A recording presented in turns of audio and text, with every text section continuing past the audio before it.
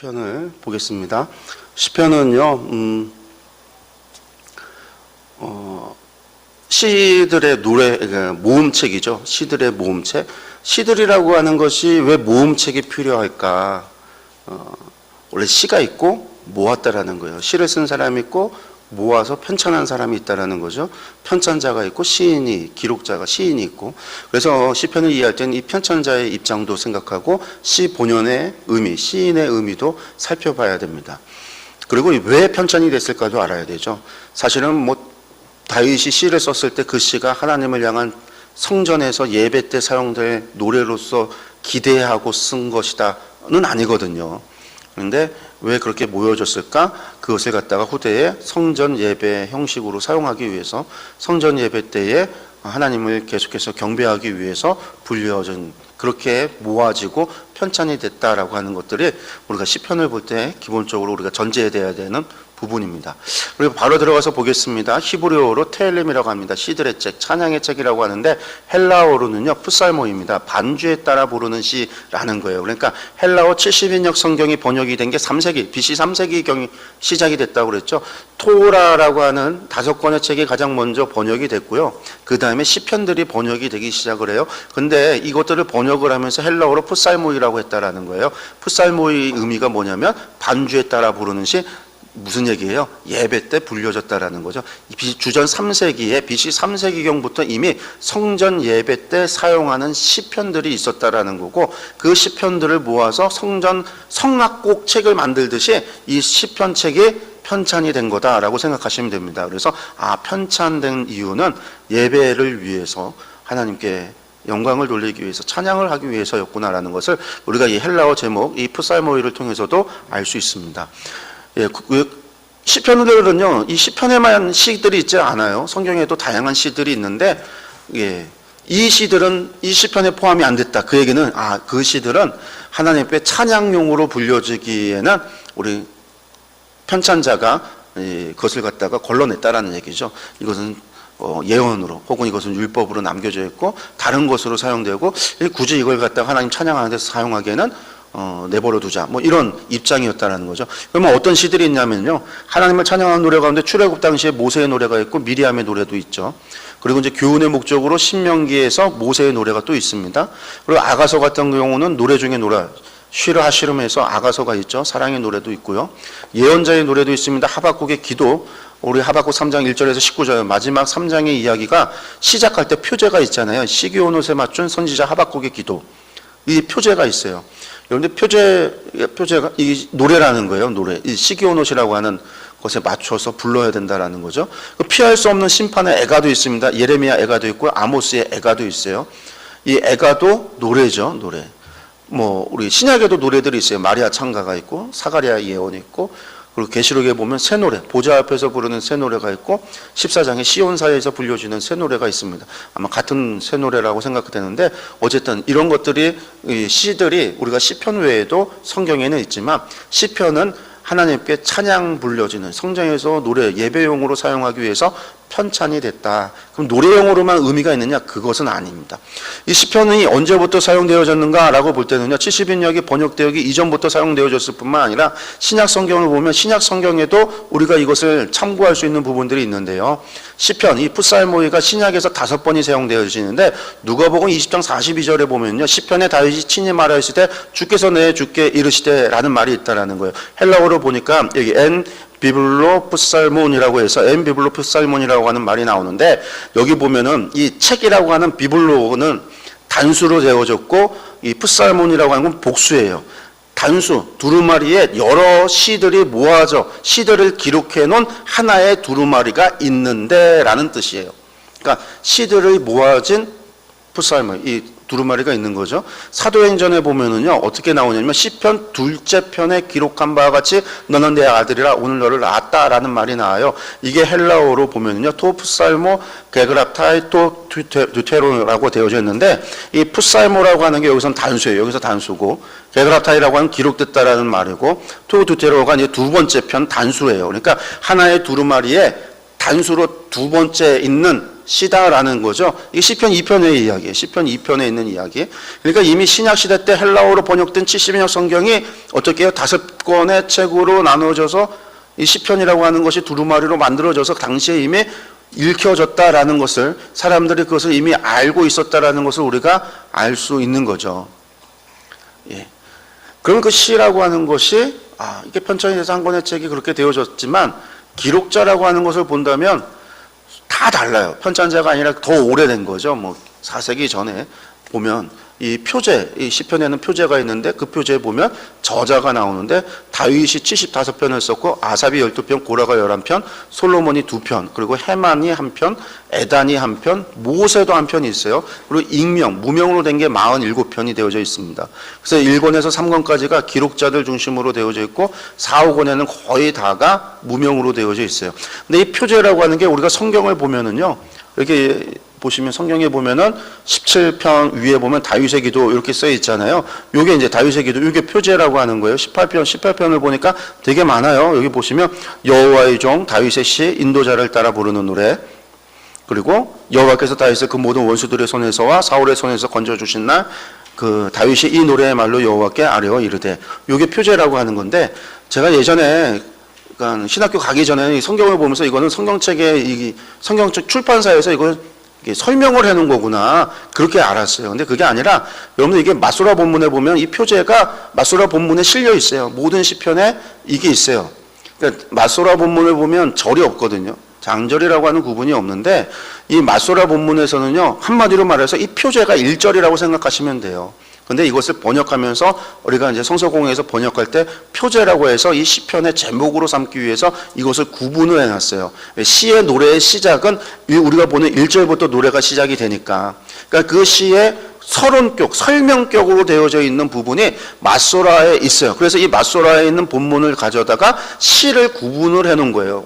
거기는 장절이 구분이 없으니까 그냥 써 있는 거를, 그래서 이제 150편이라고 구분을 한 건데, 이것이 마소라 본문에는 원래 그냥 기록되어져 있는, 성경에 기록되어져 있는 부분이다라고 여러분들이 생각하시면 되겠습니다. 그리고 이 표제가 다양합니다. 보면 기록자가 나오고요. 기록자 누가 썼다? 머릿말이 나옵니다. 머릿말을 보면 뭐 미스모르, 찬양 악기, 쉬르, 마스기, 믹담, 테필라, 테일림, 에들, 시가요, 쉬르, 하마월로, 이런 것은 뭐냐면 머릿말이라는 게 이 시의 성격이 무엇이다라는 것을 알려주는 거예요. 이 시가 어떤 내용이다라는 것을 알려주는 게 머릿말이에요. 그래서 여기 보면 뭐 시가요 하면 슬픔, 애통하는 가운데 불러야 되는 노래다. 슬픔 노래. 그러니까 뭐 단조? 우리 노래 보면 단조가 조금 슬픈 음인가요? 하여튼 뭐 그런 시가연이라고 하는 게 슬픈 음으로 불려지는 노래다. 뭐 그렇게 생각하면 되고, 마스길이라고 되어 있으면 이건 교훈, 지혜의 편지다. 지혜서다. 지혜라고 하는 것이 있어요. 그래서 교훈을 주는 이야기, 그것이 마스길이고, 테필라 이거는 기도다. 뭐 이렇게 성격을 알려주는 거예요. 그리고 이제 사용하는 악기 연주가 있는데요. 람나체감의 영장으로 G자를 따라서 부르는 노래다. 그래서 어떤 방식으로 이것을 불러야 되는가, 이것이 설명되어져 있는 거죠. 그래서 이 사용한 악기나 연주 방식이나 이런 것이 나오고, 예배 의식도 나옵니다. 이것은 성전 낙성가에 부르는 거다. 안식일의 찬송시다. 성전에 올라갈 때 부르는 노래다. 라고 하는 것들이 전부 다 표제의 기록이, 마소라 본문 보면 히브리어 처음에 시 시작할 때 이 부분이 기록이 되어져 있다라는 거예요.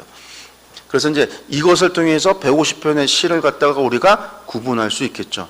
기록자를 보면 다윗이 아까도 말했지만 뭐 75편 가장 많습니다. 그래서 우리가 흔히들 다윗이 시편 하면 다윗을 생각을 하는 거고, 찬양을 해도 다윗을 생각하는 이유는 다윗의 시를 가지고 우리가 하나님을 찬양했기 때문에, 구약 시대 때부터 다윗의 시를 가지고 하나님을 찬양했기 때문에 그렇습니다. 또 하나, 다윗이 죽기 전에 그가 성전 건축을 위한 모든 준비를 하잖아요. 우리 역대기를 봤지만 성전 건축을 위한 모든 준비를 하고 나서 솔로몬에게 성전 공사 책임자로 솔로몬을 세워요. 그게 다윗의 후임자다, 후계자다라고 하는 것을 백성들 앞에 확정하는 일이었는데, 그때 보면은요, 했던 일들 가운데 모든 재물을, 선물을, 뭐 그리고 준비물을 준비할 뿐만 아니라 이 뭐 레위 지파 사람들, 아삭 같은 경우 이런 사람들을 데려다가 원래는 성전 기명들 나르는 사람들이었는데 더 이상 하지 말고 하나님 찬양하는 일을 맡아라 해서 이 사람들한테 새로운 일을 맡기잖아요.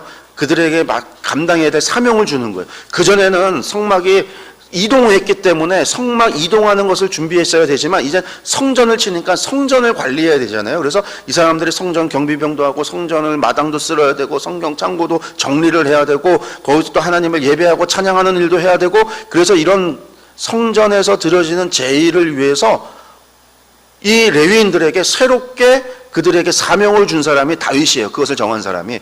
그럼 원래 성막의 사명을, 성막 제2종교에서 하나님을 섬기는 일에 사명을 준 사람은 누구예요? 모세잖아요. 모세가 그 일을 레위인들에게 주었는데, 다윗은 성전에서 하나님을 섬기는 일을 레위인들에게 다시금 재분배한 사람이 다윗. 그래서 성전 제2종교, 성막 제2종교는 모세로부터 시작됐지만 성전 제2종교는 다윗으로부터 시작됐다라고 이야기를 하는 이유가 거기에 있습니다. 그래서 다윗은 그러한 의미가, 찬양에 대한 의미, 시에 대한 의미, 그런 것들이 전부 다 이 다윗에게 있다라는 것을 생각하시고요. 뭐 아삭과 고라 다 자손들, 이 사람들은 찬양을 했던 레위지파 사람들이죠. 그래서 그 사람들의 시들이 있고, 솔로몬과 헤만과 에단도 고라 자손이라고 추측을 합니다. 고라 자손이라고 이야기하고, 모세의 시가 한 편이 여기에 포함되어져 있다. 그래서 시편이, 모세는요 14세기 때 사람이니까 14세기부터 시작을 해서 나중에 바벨론 포로지에서, 바벨론에서 불려지는 찬양, 시온시가 있기 때문에 그렇게 오랜 세월, 거의 1000년에 걸친 기간 동안 기록되어져 있던 시들을 수집해서 편찬한 것이다. 그렇게 생각을 하시면 되겠습니다. 이 표제를 통한 시편의 구분, 아까도 말씀드렸지만요, 처음엔 뭐가 나와요? 저자가 나오죠. 다윗의 시다, 다윗의 시가연이다, 다윗의 시다, 고라 자손의 마스겔이다. 뭐 고난당하는 자가 마음이 상하여, 다윗이 아니라 익명이긴 하지만 고난은 당하는 사람이다라고 하는 사람으로 표현을 하죠. 그리고 또 이제 방법도 나온다고 그랬어요. 인도자를 따라서 현악에 맞춘 노래다. 베냐민 구시의 말에 따라서 여호와께 드린 노래다. 문라벤이라고 하는 건 자식의 죽음에 맞춘, 이게 아주 슬픈 노래예요. 아주 슬픈 애가인데 그 애가의 곡조에 맞춰서 불러야 된다. 이런 것들이 표제를 통해서 전부 다 나타나고 있습니다. 그러니까 시를 이해하기 위해서 시의 배경이라고 한다면 이것은요, 이 시 개개인의, 기록자들 개개인의 체험과 신앙이 반영이 되어져 있기 때문에 그것을 전부 다 이해를 해야 돼요. 시편에 대한 해석이 상당히 오랜 세월 동안, 시편은 전부 다 시편 노래의 가장 큰 주제 가운데 하나가 여호와가 왕이시다라는 주제가 담겨 있거든요. 그러니까 여호와가 왕이신데 그 참된 왕이 누구시냐? 예수 그리스도라고 하는 기독교의 신앙 고백, 신약에 우리가 구약을 바라보는 게 예수 그리스도라고 하는 렌즈를 통해서 해석을 했다라고 말씀을 드렸죠. 시편도 그렇게 바라보면서 시편 해석을 대부분이 예수 그리스도로 알레고리화해서 시편을 해석했어요. 그게 교보시대, 중세시대를 거치면서 시편을 계속해서 그렇게 해석이 되어져 왔는데, 근대에 오면서 성서학이 발달되면서 예수 그리스도를 보지 말고 시편이 시인의 자리가 있지 않느냐라는 거죠. 시인의 고백의 자리가, 그 시인의 자리가 무엇이냐를 연구하기 시작을 하면서, 시편은 각자 기록자들의 개인의 체험과 경험을, 배경을, 역사적 배경 속에서 시편을 1차적으로 해석하고 이해해야 되겠구나라고 하는, 그래서 시편 자체에 대한 연구가 되기 시작한 거는요 얼마 되지 않아요. 근데 이건 너무나 당연한 거죠. 당연한 건데 얼마 되지 않았어요. 이 표제를 통해서 우리는요 시를 그렇게 이해해야 된다라는 거죠. 맞아요. 시편 3편 같은 경우는요, 다윗이 그의 아들 압살롬을 피하여 지은 시, 이 전쟁, 이 반역 때문에 도망가서 부르는 시인데, 이런 배경 속에서 시를 먼저 이해를 해야지 이걸 갖다가 알레고리로 그냥 해석을 하면 당연히 안 되는 거죠. 시편 137편 같은 경우가요, 이게 바벨론 포로지에서 부르는 거예요. 그발강가에서 불렀던 노래예요. 우리가 바벨론의 여러 강변 거기에 앉아서 시온을 기억하며 울었도다. 이거 137편이, 이거 노래도 있죠. 이게 보니엠이 불렀던 노래, 팝송이 있어요. 이걸 가지고 팝송을 불렀는데, 137편이 그런 포로지에서의 배경과 역사 배경 속에서 이 시를 해석을 해야지 이걸 알레고리화 하면 안 된다라는 거예요. 근데 오랜 세월 사실상 시들이 전부 다 알레고리화 있어요. 그런데 그런 문제들이 있는데, 사실 그 알레고리화 되어졌던 것이 지금까지 남아 있어서 시편의 많은 부분이, 사실은 이제 사도들이 시편에 대해서 인용할 때 시편을 가져다가 예수 그리스도에 대한 예언의 형식으로 얘기했죠. 다윗이 주님이라고 했는데 그 주님이 바로 예수님이다. 이렇게 이제 해석을 했기 때문에 그 해석의 기준이 있어서 시편이 이제 노래뿐만이 아니라 메시아에 대한 예언의 시다라고 하는 예언의 형식이 가지고 있다. 그런 이제 해석 방법이, 해석이 나왔는데, 어쨌든 그것이 지나쳐서 나중에는 알레고리화적인 해석을 하는데 시편도 그렇지 않다. 시편도 어떻게 되어져 있다? 이렇다라는 거예요. 계시가 있으면 하나님의 행하심, 하나님의 말씀이라고 하는 계시가 구원자, 시인이 경험했던 자리가 있다라는 거예요. 그 자리에서 하나님께서 구원을 하시는 역사가 있다면 그 역사 배경이 있다라는 거죠. 그 역사를 구원의 역사를 경험하고 나서 그가 찬양을 했겠죠. 혹은 하나님께서 구원의 역사, 내가 아무리 부르짖어도 하나님의 계시에 침묵이 없어요. 욥처럼 침묵하고 계셔요. 그 침묵이 오면 그 자리에서 그들이 무엇을 노래했냐면 하나님을 향한 탄원시, 하나님 제발 좀 살려주세요 하는 그러한 탄원시가 나왔다라는 거예요. 그러니까 이것이 역사를 모르면, 시인의 자리를 모르면, 시인의 경험을 모르면 시편을 바르게 이해할 수 있느냐, 바르게 이해할 수 없다라는 거죠. 150편은요, 150명의 시인의 자리를 이해를 해야 돼요. 그러니까 이게 얼마나 어렵겠어요. 그러니까 시편을 공부한다라는 거는요, 시간이 엄청나게 들여야 돼요. 근데 이 시간에 우리가 다 할 수 없잖아요. 그러니까 이러한 것들을, 객관적인 것들만 우리가 살피지만 이걸 통해서 앞으로 시편을 보는 데 있어서 우리가 도움을 얻고자 강의를 갖다가 진행을 하는 거죠. 이런 시인의 경험의 자리를 알아야 된다. 우리가 이제 시편 30편 같은 경우는 성전 낙성가, 다윗이 성전 낙성가를요, 다윗은 봤어요? 낙성식을 참여를 했나요? 못했죠. 먼저 죽었잖아요. 다윗이 죽고 나서 솔로몬이 성전을 짓고 성전 낙성식을 했는데 하나님의 영광이 임했는데 이미 다윗이 지어질 성전을 바라보면서 시편을 이미 지어놓은 거예요. 하나님 찬양을. 아마 솔로몬은요, 이 다윗의 시를 불렀겠죠. 낙성가라는 거죠.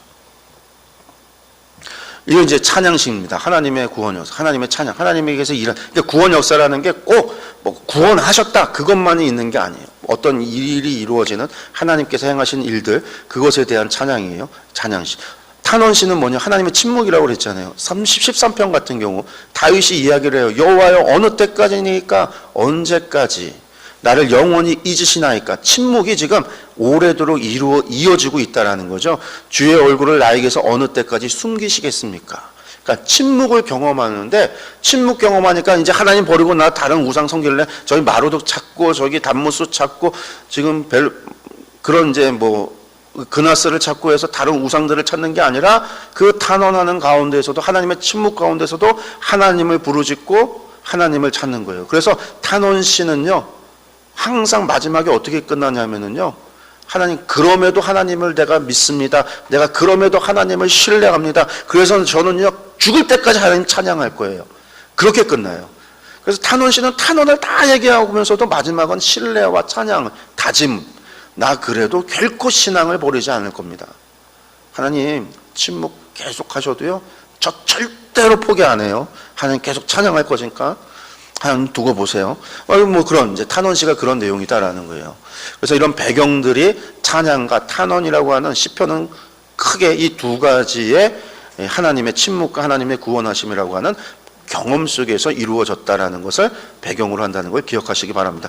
기록과 편집 연대를 본다면 기록을 안다는 건 어렵죠. 1500년, 그러니까 14세기, 15세기 모세가 쓴 시, 그거부터 시작해서 538년에 바벨론에서 돌아와서 유대인들이 기록한 시까지 포함되어져 있으니까 1000년에 걸쳐서 기록된 거예요. 1000년 동안. 기록자마다 다 다르니까. 그러니까 우리가 알아야 되는 건, 기록은 표제를 통해서 누구의 시인가를 보는 것으로 알고, 이걸 왜 편찬했는가, 언제 편찬했는가, 편찬의 연대를 아는 게 우리가 또 중요한 부분이다라고 생각할 수 있습니다. 보시면요, 90편이, 시편 90편이 모세의 기도입니다. 시편 전체에서 90편은 아주 중요한 역할이에요. 전반부는 탄원의 시가 있는데 90편을 기준으로 해서 탄원해서 하나님을 향한 찬양으로 변환돼요. 이 터닝 포인트가 되는 게 90편이에요. 4권의 첫 번째 시인데 그냥 여러분들 기억해 주시면 좋을 것 같습니다. 그 시편 126편의 성전에서 올라가는 노래, 이거는 포로에서 돌아와서 이야기 불렀던 찬양입니다. 거의 1000년이라는 거죠. 90편과 126편. 우리가 보시겠습니다. 우리의 기록이라는 것, 시라고 하나하나는요, 계시가 있고 그것을 역사했던 것을 시인의 해석을 통해서 성령의 감동을 받아서 시를 썼어요. 이게 시 한 편 한 편 한 편이에요. 근데 이것들이 모아져서 어떻게 됐어요? 시편 1권, 2권, 3권, 4권, 5권으로 편찬이 됐어요. 이 편찬을 했던 역사적인 배경이 있다라는 거예요. 그리고 이 편찬을 했던 이유는 편찬이 그냥 된 게 아니라 편찬자의 해석을 통해서 이루어진 거고, 이 해석에도 성령님의 감동, 역사하심이 있다라는 것이 우리의 신앙의 고백인 거죠. 그리고 이제 이것이 최종 편찬된 시편의 모습을 우리가 가지고 있는 150편, 5권 150편의 시다라는 거예요. 이 시편찬에 대한 증거가 정말로 있느냐라고 한다면요, 이 표제들을 보면 편집 과정이 있어요. 편집 과정이. 1권에서 3권까지는 저자 중심으로 모여져 있고 4권과 5권은 주제 중심으로 모여져 있고요. 인도자를 따라 부르는 방식은 성전시대 이후예요. 성전이 있어야 인도자를 따라서 노래 부르는 성전시대 이후다라는 거고요. 역사적 배경은 3자의 해석이에요. 역사적 배경이라고 하는 것들이 나올 때는요, 마치 우리가 전지적 작가 시점과 같은 나라고 하는 1인칭이 아니라, 시의 노래에는 나라고 하는 1인칭 시점이 있지만 해석, 역사적인 이야기가 시편 가운데 들어가서 그 역사적인 배경들이 기록되어질 때 보면 이것이 3자의 전지적 작가 시점과 같은 시점으로 기록되어져 있는 것들을 봐요. 그러니 그런 것들은 이것을 왜 모아놨는가? 특히 이제 표제 같은 경우가 편찬자에 의해서 주석이 달린 것이 아닐까. 우리가 그렇게 이해가 되어지는 것이죠. 또 있습니다. 어떤 것이 있냐면요, 우리 현재 시편에는 중복이 있습니다. 시편 14편과 53편이 중복이 돼요. 40편 14절에서 17절하고 70편 1절에서 5절이 중복, 동일합니다. 히브리어 철자가 동일해요. 시편 108편은요, 57편 7절에서 11절하고 60편 5절에서 12절을 합쳐놓으면 시편 108편이 돼요. 그러니까 이게 한 사람의 편찬자면 이런 일이 있을 수 없는데, 아마도 이런 중복을 피했을 텐데 편찬자가 여러 명이 같이 편찬한 것이 아닐까. 그렇기 때문에 이런 중복되어지는 것이 있는 것이 아니냐라고 우리가 이야기를 하는 겁니다. 또 하나님의 이름을 사용하는 데 있어서도요, 2개의 경향이 있는데, 1권은 여호와, 그래서 1권은 여호와 시편이라고 그러고 2권은 엘로힘, 하나님의 엘로힘으로 기록을 해놓습니다. 우리 근데 한글 성경을 보면 다 하나님이에요. 여호와 하나님 구별을 안 했어요. 자, 구분이 잘 안 돼요. 그래서 이제 한글 성경에 한계가 좀 있어요. 우리 구분을 잘 못하는. 근데 이제 1권은 여호와, 2권은 엘로힘, 3권은 엘로힘하고 여호와가 동시에 사용되고, 4권은 순수 여호와. 그래서 여호와 시편이 가장 많은 게 4권. 5권도 여호와예요. 여호와. 그러니까 엘로힘 같은 경우는 뭐 전능자라고 표현해 놓기도 해요. 시편에 하나님으로도 해놓고 전능자라도 펴놓고 막 그런 것들이 있기 때문에 번역된 것 전에 우리가 성경을 이제 주석서를 볼 때 원어를 한 번씩 체크를 해본다면 어떤 걸 부르고 있구나라는 걸 알 수 있는데, 특별히 여호와라는 말을 사용할 때는요, 이스라엘 구약 성경 전체에서도요, 하나님을 부를 때는 하나님은 전능자, 보편적 신에 대한 전능자로서 하나님을 부르고, 여호와라는 이름을 사용할 때는요, 이것은 경험적인 이야기예요. 여호와하면 그분은 어떤 분, 우리를 애굽에서 강한 손과 편팔로 구원하여 내신 분, 구원의 역사를 경험했던 구체적인 구원의 역사를 배경으로 할 때는 여호와라는 하나님의 호칭을 사용합니다. 이름을 쓰고요. 그것이 아닐 때는 하나님을 써요. 그래서 다니엘서 같은 경우는요, 다니엘과 느부갓네살이 대화를 할 때 다니엘 너의 하나님, 느부갓네살이 하나님, 다니엘도 하나님 써요. 그건 전능자라고 하는 호칭으로서 불려지는 거예요. 그 하나님은 여호와, 다니엘은 여호와를 생각하지만 느부갓네살은 여호와가 아니라 그냥 다니엘 네가 믿는 전능자, 그냥 전능자구나. 왜? 하이라키, 많은 신들의 하이라키의 정점에 있는 전능자 정도로 생각하는 말일 수 있어요. 그래서 느부갓네살이 구원 받았냐 안 받았냐 이런 걸 가지고 논문을 쓰는 분도 계셨거든요. 논문도 있는데, 왜냐하면 나중에 느부갓네살이 하나님을 믿는 것처럼 고백을 하잖아요. 근데 그 고백에 여호와이냐 아니냐 이것에 대해서는 퀘스천 마크라는 거예요. 이런 것이 이제 여호와라고 하는 건 그런 구체적인 경험이 있기 때문에, 그러니까 1권 같은 것이 다윗의 시가 대부분이에요. 다윗의 시다 보니까 다윗이 경험했던 하나님에 대한 구체적인 구원의 역사, 그래서 여호와라는 이름이 많이 사용되어지구나. 보통 이제 그렇게 생각들을 하기도 하죠. 그래서 이제 5권의 책이 편찬될 때 하나님을 부르는 호칭에 있어서 이렇게 두 부분으로 나눠지는 것이 있다라고 하는 것, 이것도 편찬에 대한 증거가 된다 이야기합니다. 또 시편의 내용이 증거를 하는데요, 시편 72편 20절을 보면은요, 마지막에 어떻게 끝나냐면, 이게 2권의 마지막이에요. 2권의 마지막 편이 끝날 때 뭐라고 끝나냐면, 이새의 아들 다윗의 기도가 끝나니라. 이게 솔로몬의 시인데, 솔로몬의 72편이 솔로몬의 시인데, 솔로몬의 시의 마지막에 이러한 문구가 있는 거죠. 이렇게 끝이 난다라는 거예요. 이건 무엇이냐? 이건 편찬자가 삽입한 거다라는 거예요. 2권을 마무리하면서 이새의 아들 다윗의 기도가 끝났다라고 표현을 했다라는 거예요. 근데 3권가도 다윗의 시 나오고요. 4권에도 다윗의 시가 있고요. 5권에도 다윗의 시가 있어요. 편찬자가 있어야지만, 한 사람이 아니라 여러 명이어야지만 가능하다라는 거죠. 어쩌면 1권의 편찬자, 2권의 편찬자, 3권의 편찬자, 4권의 편찬자, 5권의 편찬자가 이렇게 5명이 있었을지도 모르죠. 그리고 또 어떤 게 있냐면 할렐루야 시편은 4권과 5권에만 있어요. 5권. 그리고 이제 모세 오경의 의미를 차용하는 시편의 구성이라고 했는데, 이게 뭐냐면 미드라시예요. 미드라시가 뭐라고 그랬죠? 원래 미드라시는 토라를 해석한 게 미드라시인데, 이후에 미드라시가 토라를 해석할 뿐만 아니라 구약 성경을 해석하는 모든 것을 이게 뭐 미드라시라고 불러요. 그래서 이 미드라시 시편을 해석한 거죠. 주석을 단 그 미드라시 시편 1편에 뭐라고 기록을 하면서 시작을 하냐면, 모세는 이스라엘에게 5권의 토라를 줬지만 다윗은 이스라엘에게 5권의 시편을 줬다, 이렇게 표현되어져 있어요. 그러니까 이게 편찬을 모세 오경에 맞춰서 편찬했구나, 이제 이렇게 우리가 추측을 하는 거죠.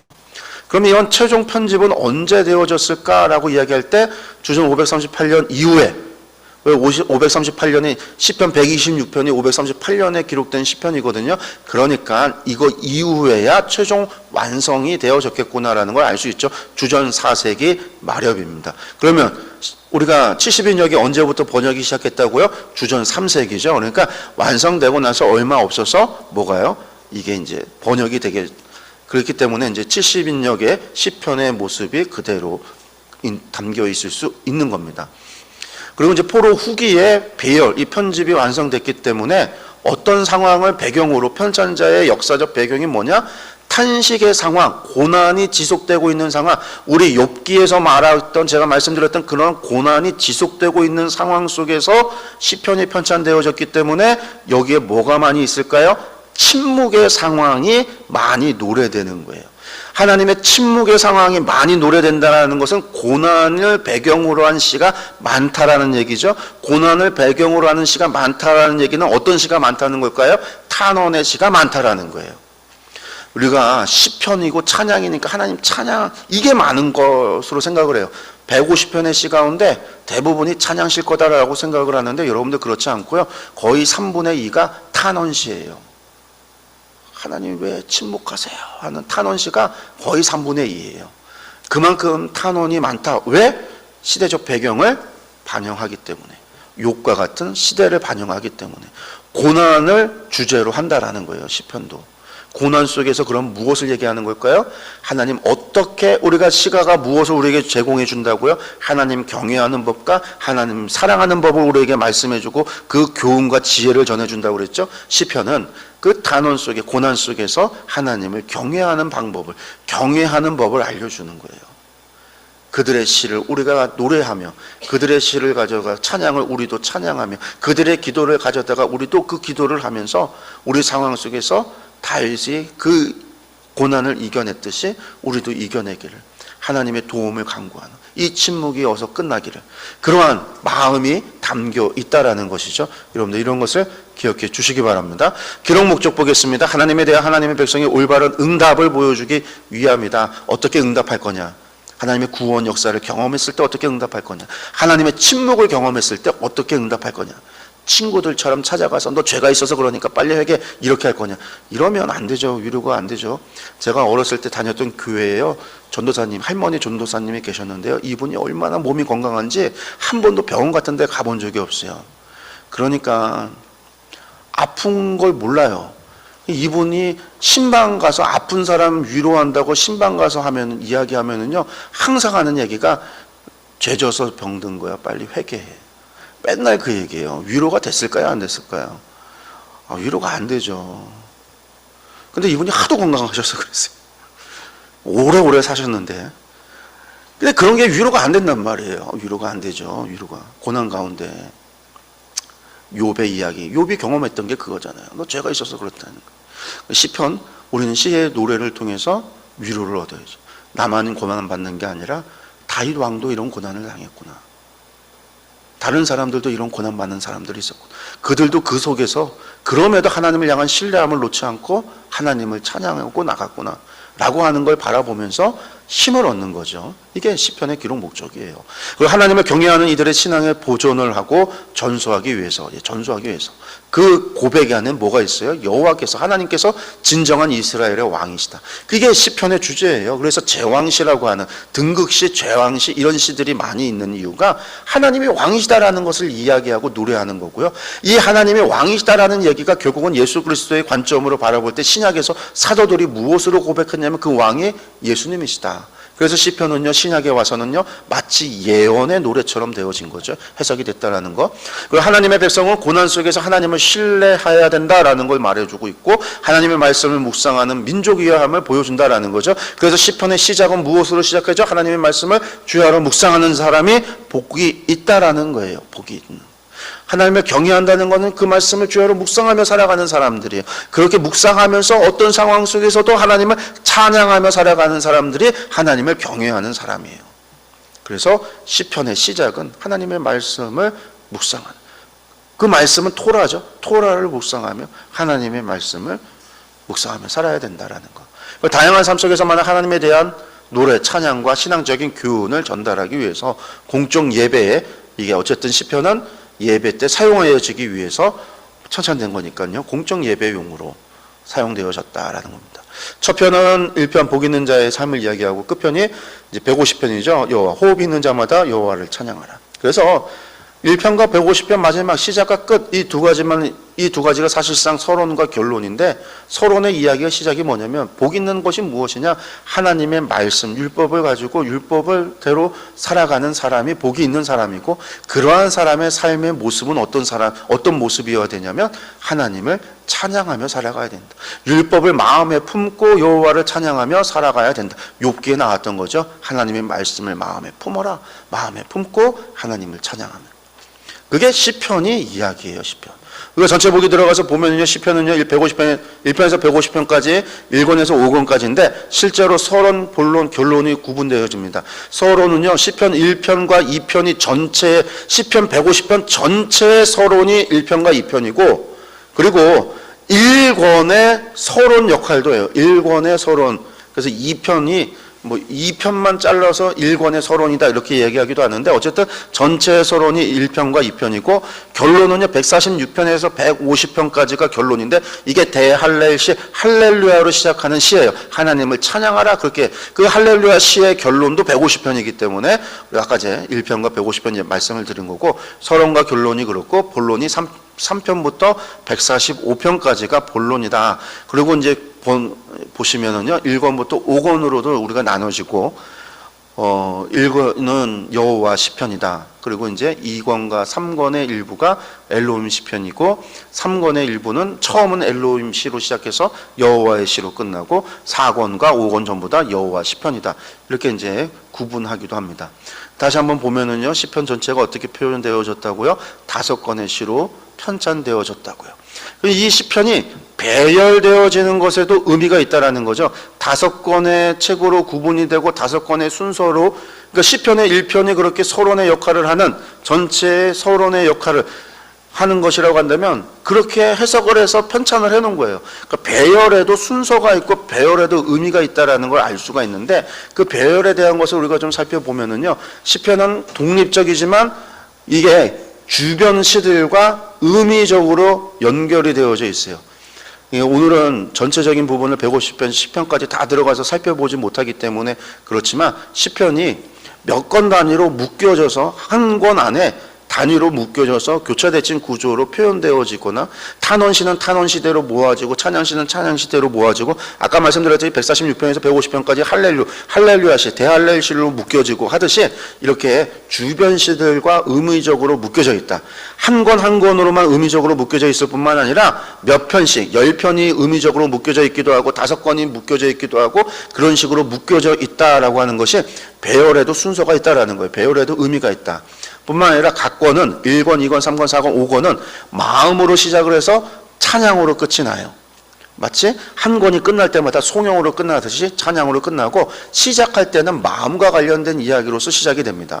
그리고 먼저 이 부분을 살펴보면은요, 1편, 2편, 결론 아까 말씀드렸죠. 시편의 각권이 마음과 찬양으로 끝이 난다고 그랬습니다. 1편 2절에 하나님의 여호와 율법을 즐거워하여 그 율법을 주야로 묵상한다. 마음적, 즐거워한다라고 하는 건 마음적인 것이다라고 이야기를 하는 거죠. 4장 7절 4권, 첫 번째 2권 시작할 때 주께서 내 마음에 두신 기쁨은 42전, 3권의 시작 42편, 내 마음이 상하는도다. 73편, 내 마음이 이스라엘 중에 마음이 정결한 자. 90편, 마음을 얻게 하소서. 108편, 내 마음을 정하여 싸우니 마음으로 시작한다는 거예요. 각권이요. 그럼 끝이 어떻게 끝나느냐? 1권의 끝 41편에는요, 송축할지로다. 아멘 아멘 끝나죠.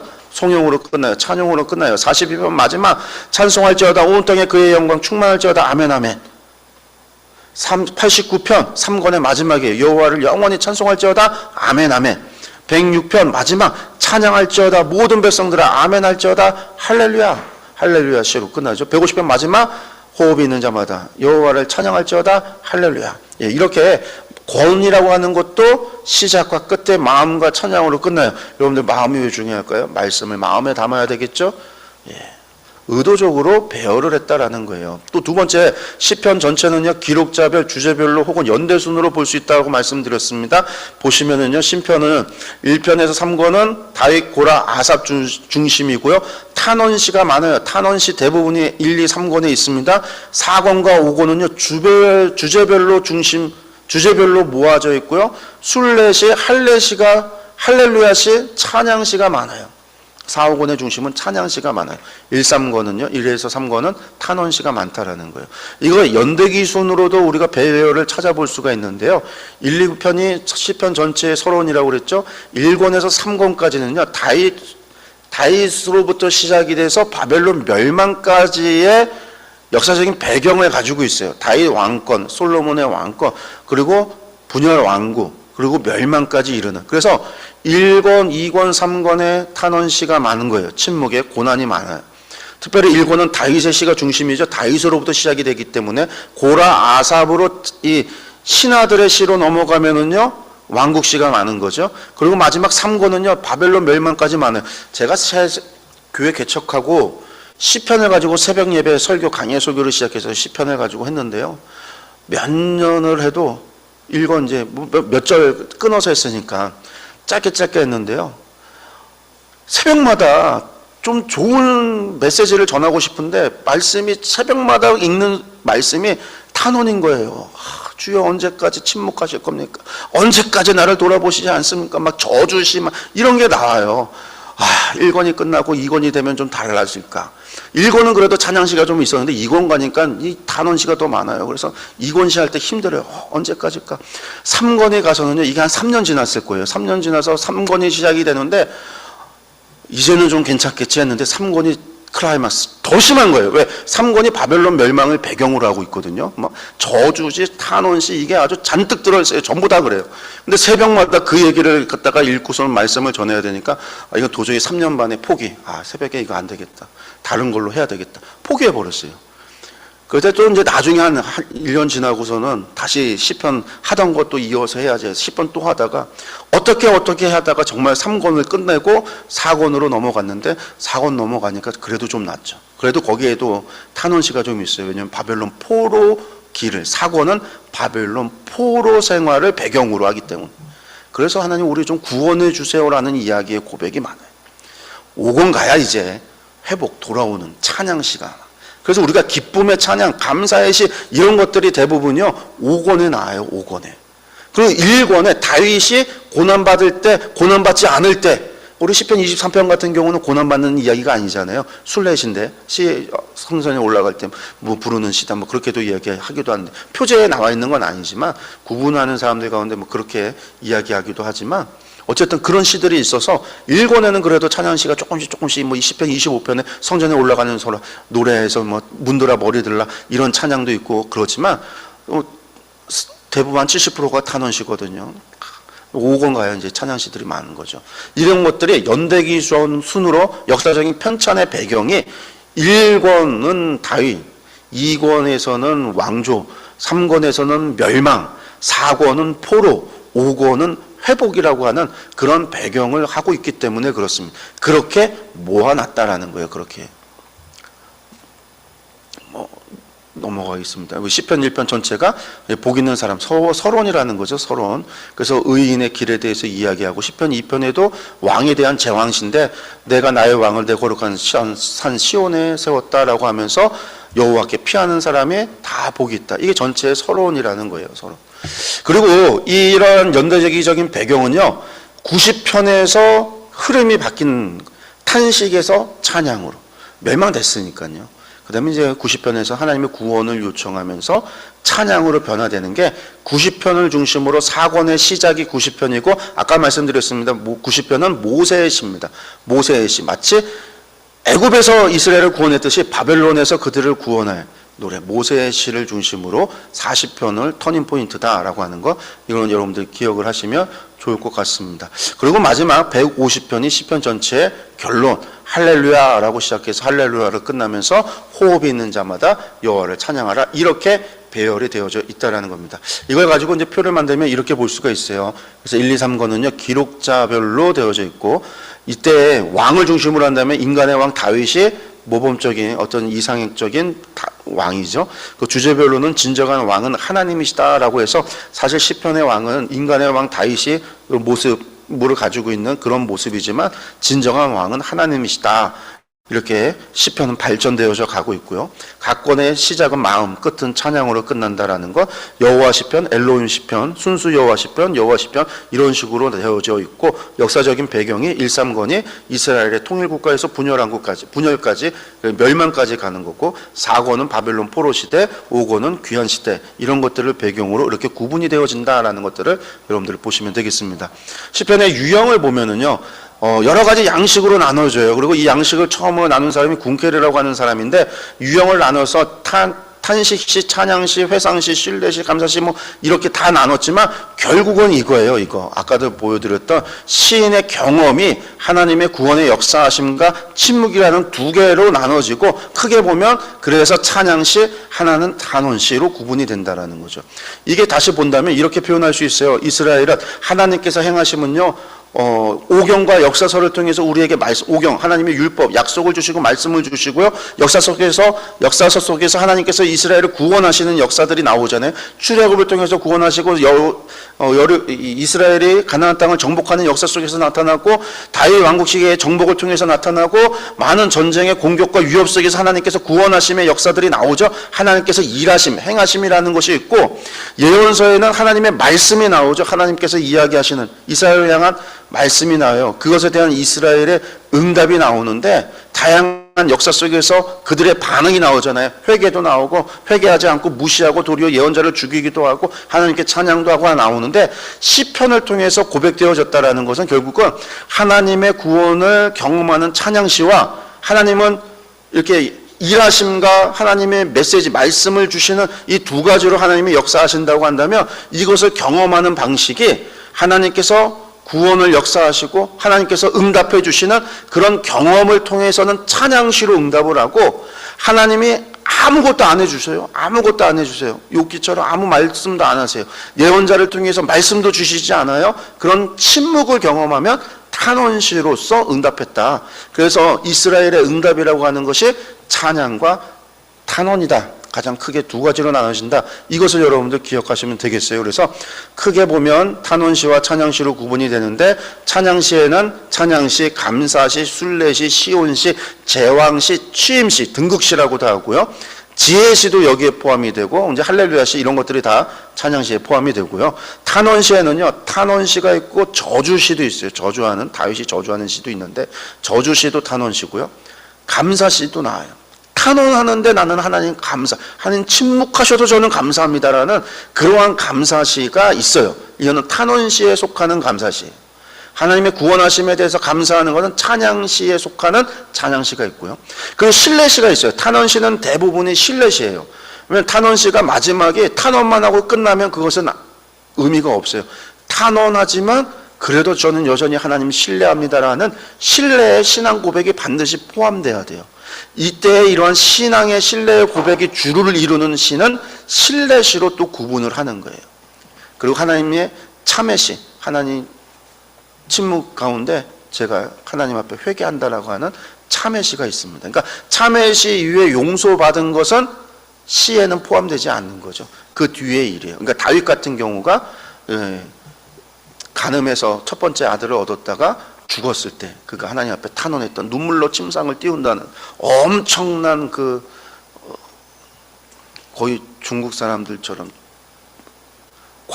과장이죠. 눈물로 침상을 어떻게 띄워요.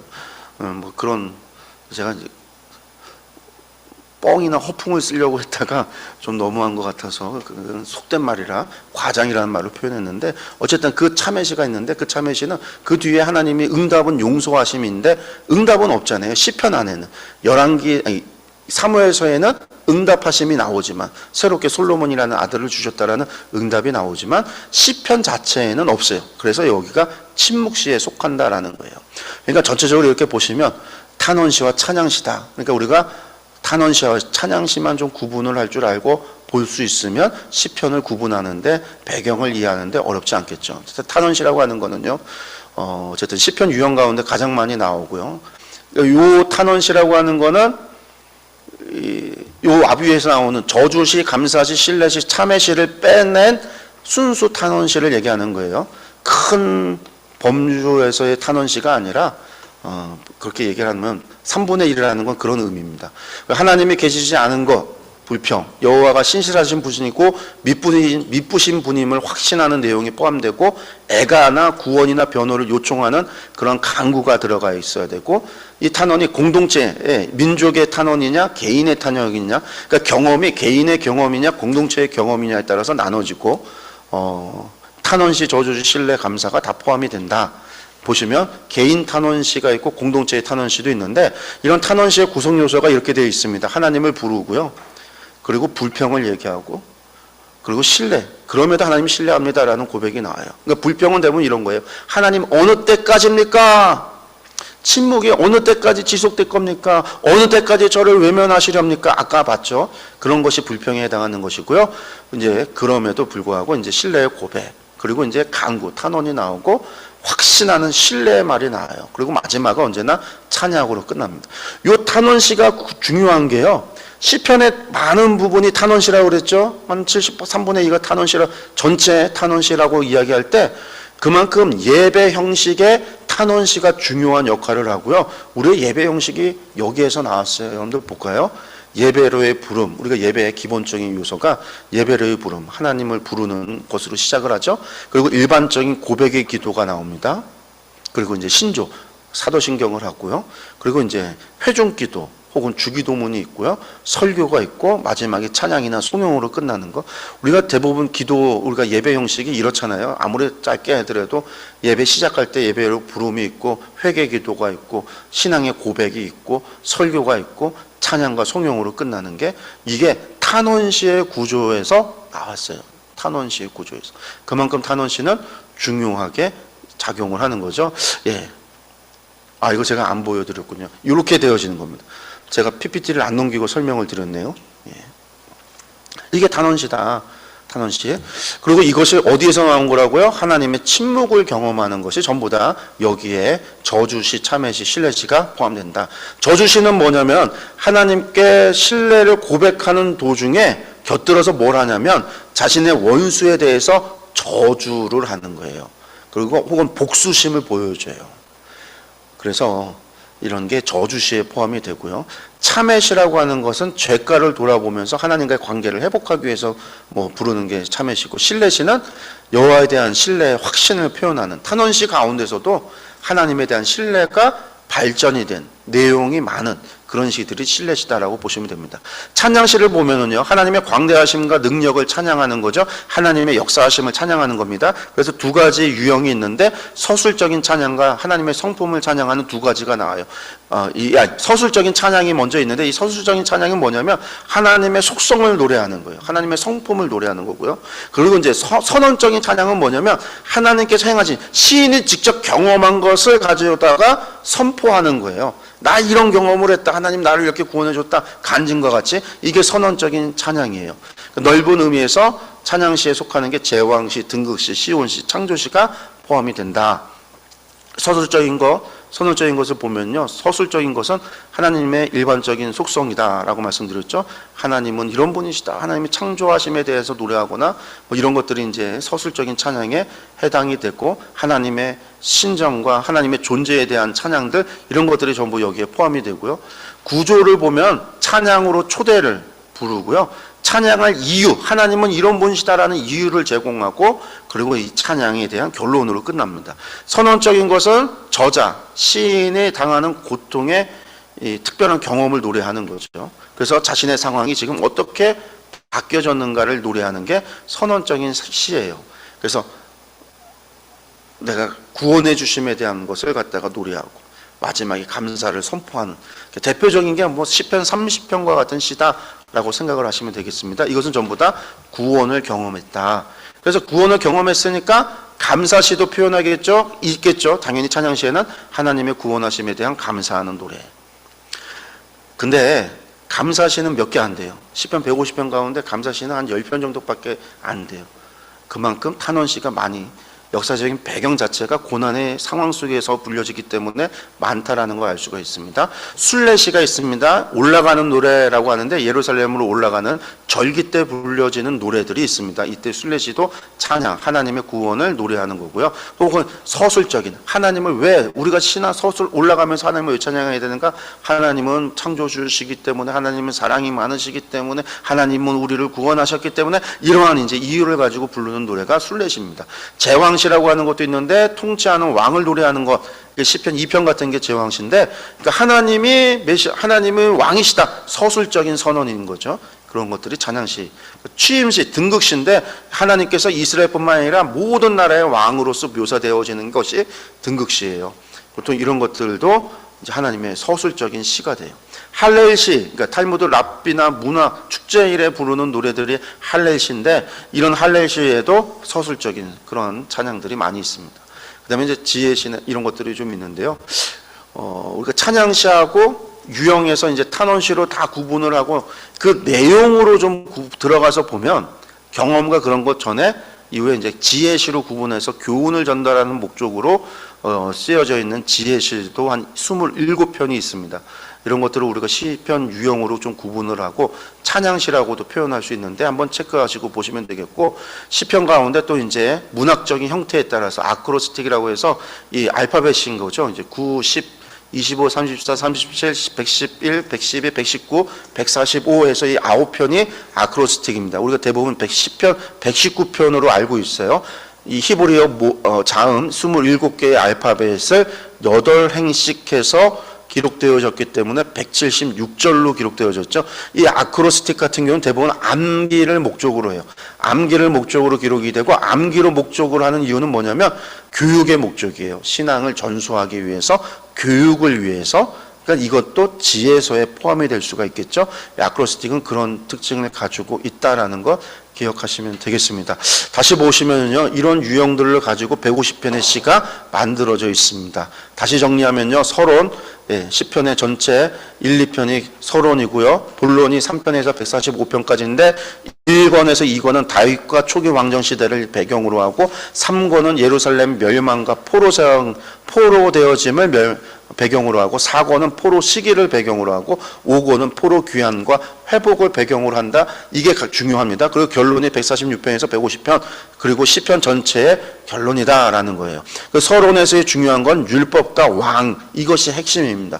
본론에서 가장 중요한 건 뭐냐면 다윗의 언약이 중요하고, 하나님의 나라가 중요하고, 왕이 중요해요. 다윗의 언약이라는 건 결국 왕이 누구냐라는 거죠. 그래서 메시아 예수 그리스도 안에서 시편이 해석 가능한 이유가, 그래서 중세 근대까지 오면서 알레고리적으로 시편을 해석할 수 있었던 이유 가운데 하나가 이것 때문에 그래요. 다윗 언약, 하나님 나라, 왕이라고 하는 것을 예수 그리스도의 렌즈로 본다라고 하는 사도들의 해석이 신약에 기록되어져 있었던 그런 해석들을 그대로 따라와서 알레고리로 해석한 이유가 여기에 있습니다. 왜? 시편의 주제가 이런 것들이기 때문에. 그리고 이제 결론이 여호와를 경외해야 된다라는 거죠. 그것이 찬양으로의 고백입니다. 그래서 시편 전체의 중요한 핵심이 뭐다? 율법과 왕, 여호와의 경외, 이것이다라는 것들을 여러분들 기억하셨으면 좋겠습니다. 각 권의 특징들 같은 경우 조금만 또 이야기할게요. 1, 2권은요 다윗과 초기 왕정이라고 그랬습니다. 다윗이 중심이에요. 다윗이 중심. 그래서 하나님의 공의로우심에 대한 근거에서 탄식과 찬양이 반복이 됩니다. 그런 것들이 있고요. 2권 초반에는 고라자선, 시편 모음집에는 이 제왕 시편과 시온 시편이 많이 있다라고 하는 거. 그래서 제왕 시가 있고 시온 시가 있기 때문에 또 엘로힘 시편, 엘로힘으로 하나님을 고백되어지는 이유도 있습니다. 3권이 아삽과 고라자손의 시가 많은데 아삽의 시로부터 시작하는 것이 많은데 예루살렘 멸망을 배경으로 해요. 여기에는 다윗 시편이 한 편만 들어갑니다. 아주 탄원시예요. 아주 탄원시. 고난 가운데 불려지는 시예요. 왜? 멸망을 배경으로 하고 있기 때문에 탄식시가 많아요. 그래서 어찌하여 언제까지 이러한 불평이 많이 반복이 되어지는 게 3권의 특징입니다. 다윗 언약의 종말이죠. 예루살렘 멸망이니까 그러한 탄식으로 끝나는 게 89편 마지막이죠. 그리고 이제 4권은 순수 여호와신데 왜 순수 여호와시냐면 시작이 90편으로 시작하면서 모세 고백으로 시작하죠. 이 구체적인 모세 하면 떠오르는 구체적인 거는요 뭐예요? 출애굽이에요. 여호와라는 이름. 그래서 순수 여호와시. 순수 여호와라는 이름을 사용하는 이유가 거기에 있어요. 구체적인 하나님의 구원을 경험했던 것을 가져다가 우리의 바벨론, 출바벨론을 갖다가 노래한 거죠. 그래서 마지막에 이 시 마지막에 여호와 하나님께 우리를 구원해 달라는 호소로 끝납니다. 시편 106편 47편이죠. 여호와 우리 하나님이여 우리를 구원하사 여러 나라로부터 모으시고 우리가 주의 거룩하신 이름에 감사하며 주의 영예를 찬양하게 하소서. 이러한 간구로 끝납니다. 바벨론 포로에서의 구원을. 그리고 이제 5권이죠. 성전에 올라가는 노래. 포로 귀환이 많은 거죠. 그러면서 성전에 올라가는 노래, 할렐루야 시로 끝난다. 이것들을 이제 5권의 특징이다. 반복적인 이야기인데 이것으로 저희가 좀 특징들을 좀 살펴봤습니다. 시편 정리하겠습니다. 시편이라고 하는 것은요, 결국은 호흡 있는 자마다 여호와를 찬양하라. 결론에서 그렇게 이야기했는데 어떤 사람이 어떻게 살아가야 되는가? 우리가 율법을 주야로 묵상하는 하나님의 말씀을 마음에 품고 살아가는 삶이란 어떤 삶이냐? 하나님을 경외하는 삶이 있고 그 하나님을 경외하는 삶이란 또 어떤 삶이냐? 여호와를 찬양하는 삶이다라는 거예요. 그래서 예언서의 질문이 무엇이었습니까? 너희에게 여호와를 경외함이 어디 있느냐라고 질문했잖아요. 이스라엘이 여호와를 경외하지 않았다라는 거예요. 우리가 욥기에서 질문했잖아요. 그 고난의 상황 속에서 까닭없이 여호와를 경외하냐? 그럼 너희들 복받아서 경외했던 것이냐? 너희가 복받아서 하나님 예배했던 것이냐? 너희가 고난 가운데 이유가 있어서 하나님 예배했던 것이냐? 질문을 던졌단 말이에요. 욥은 고난 속에서도 우리가 이 고난 속에서 하나님을 경외하고 하나님을 예배해야 되는 이유를 찾아야 됐단 말이죠. 그게 역대기 신학이었고 포로 후기를 살아갔던 사람들에게 던져졌던 가장 중요한 질문이었어요. 신학적인 고민이었단 말이에요. 시편은요 그런 그들에게 율법을 마음에 품고 하나님을 경외하며 찬양 가운데 살아가야 된다는 거예요. 그 찬양의 방법으로 제시하잖아요. 그냥 좋은 것만 노래 안 해. 정말 억울하면요 저주시 할 수 있단 말이에요. 고발하는 저주시 막 오죽 억울하면 그럴까. 그런데 하나님과의 관계가 그런 찬양을 해도 하나님께서 수용 가능한, 하나님께서 들으시고 응답하시는 그런 상황인 거죠. 그래서 이 시편이라고 하는 것이 포로 후기에 편찬이 되어졌을 때 무엇을 이야기했느냐? 하나님 말씀, 하나님의 율법을 마음에 간직하고 주야로 묵상하며 말씀을 따라서 하나님을 예배하며 살아가는 그것이 성도의 모습이다라고 하는 것을 시편이 노래하고 있다. 이것을 여러분들 기억하시면 되겠습니다.